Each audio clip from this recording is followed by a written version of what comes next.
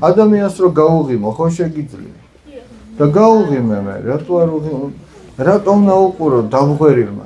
გაუღიმე, იქნება იმ ერთმა შენმა ღიმილმა, როგორ გაუხალისოს იმას ცხოვრება, ხო მართალია?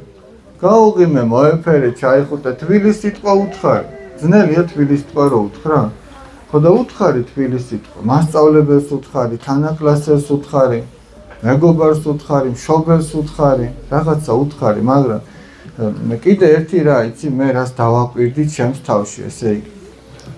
როდესაც ადამიანს, ესე იგი, თბილ სიტყვას ვეუბნები, აღმოვაჩენ, რომ მე რაღაცნაირად კარგად ვარ.